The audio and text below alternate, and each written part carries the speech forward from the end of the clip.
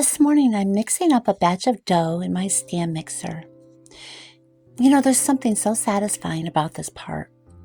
Watching the flour, butter, and yeast come together, slowly transforming into this soft, pillowy dough. It's like a little bit of magic happening right here on the counter. Mixer hums along. I can't help but smile as the dough starts to pull away from the sides of the bowl. It's one of those little moments that feels so right. The kitchen is my happy place, especially on cold winter day like today. The oven's already warming up, and the whole room feels like a cozy little haven. Outside, the wind might be howling, and the temperatures might be below zero, but in here, it's all warmth and comfort. The smell of butter and flour is already starting to fill the air. I could tell it's going to be one of those days where the whole house smells like fresh bread. Is there anything better than that?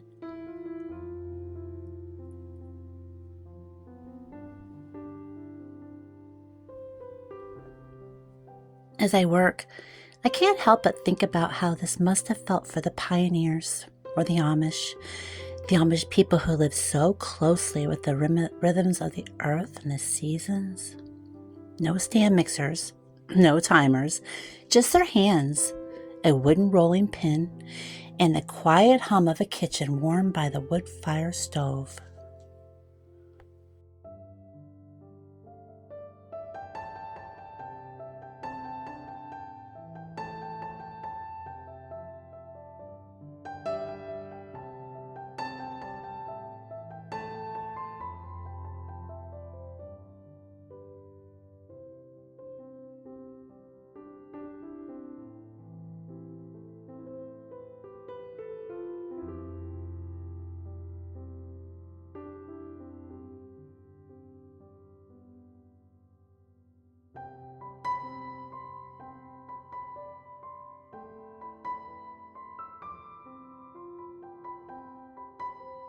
The temperatures outside have dipped below zero, but in here, it's so warm and cozy. The warmth of the oven and the smell of fresh bread makes me feel so grateful for the warmth and coziness on a cold day. I imagine their kitchens must have felt the same way. A refuge from the biting cold, filled with the scent of bread baking and the sound of a crackling fire. There's something so timeless about that feeling, don't you think?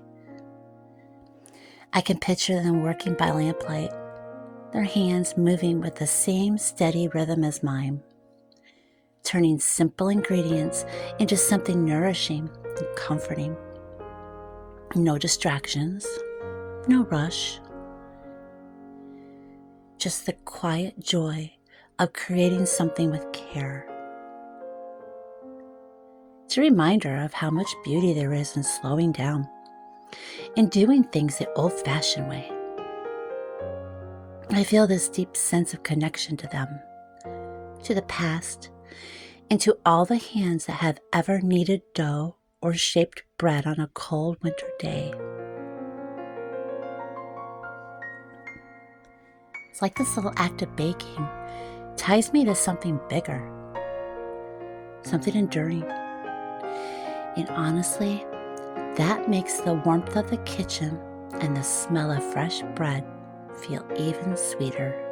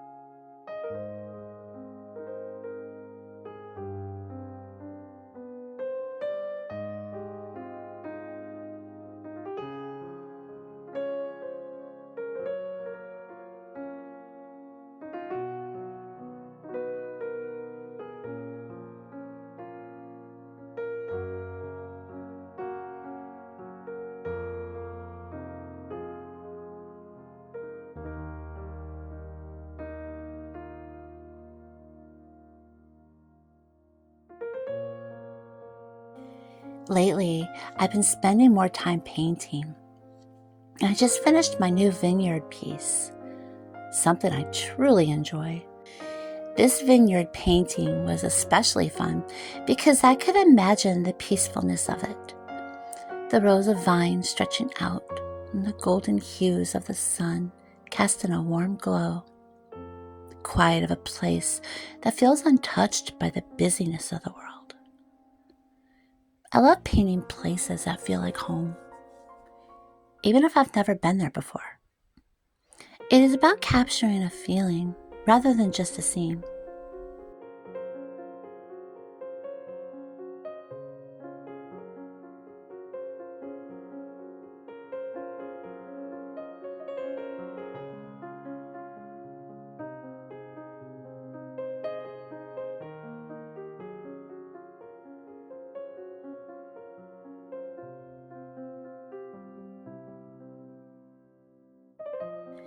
Living in a smaller home, it's taught me so much about creativity and intentionality. It's not about having more space. It's about using the space you have in ways that work for you. I've come to love the challenge of it.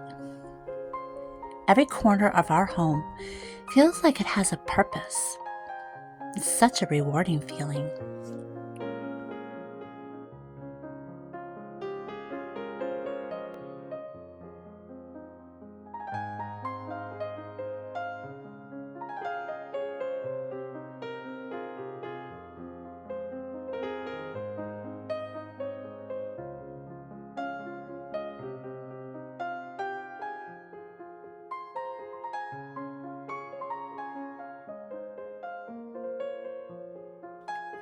This quilt is more than just a blanket. My mom made it for me years ago, stitching together scraps of fabric from old dresses, curtains. As I fold it and drape it over the foot of the bed, I'm reminded of her hands working tirelessly to create something beautiful and practical. It's so perfect on those colder evenings.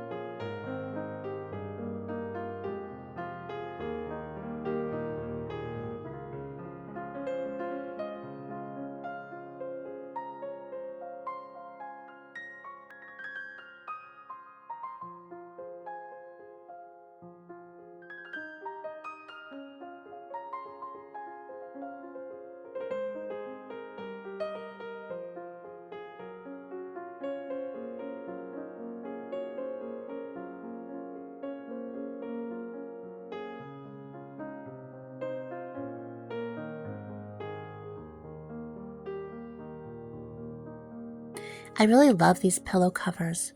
The fabric is soft and slightly faded, has a floral pattern that feels timeless. I found it at a thrift store. I knew it would be so perfect for something special. Sewing the covers myself was a labor of love, and now every time I fluff the pillows and arrange them on the bed, I feel a sense of pride and connection to the past.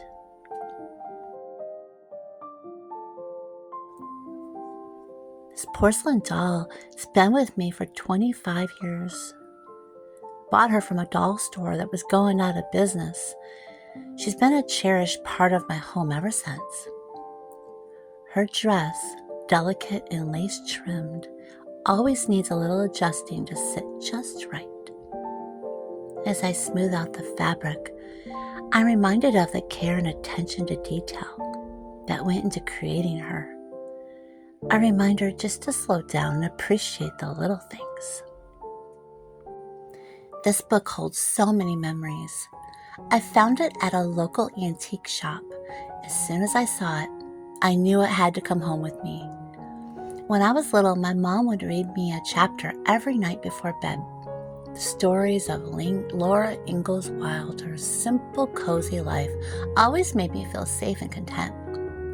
Placing it on my nightstand feels like keeping a piece of that comfort close by. We've also been working on switching around a couple of rooms to make better use of our space. Tim had a brilliant idea of turning the smaller room into a mudroom. It's been such a game changer. It's right off the front door. It makes it perfect for keeping coats, shoes, all the little things we need when heading out. But here's the fun part. We had to get creative with the space. The bed that we originally had in there, it didn't fit. So Tim came up with the idea of turning it into benches. He's planning to cut down the mattress to fit the seating, which will sit on top of the bed frame. And the best part, the bed frame has drawers that pull out. So we're using those for extra storage. Gloves, scarves, hats, you name it. We've also hung some hooks for coats, made space underneath for shoes and boots. It's functional. But I'm also excited to make it pretty. I've been dreaming about shopping for fabric to make some cushion covers for the benches and curtains for both rooms. The fresh coat of paint and those little touches, I really think that this space is going to feel so beautiful and welcoming.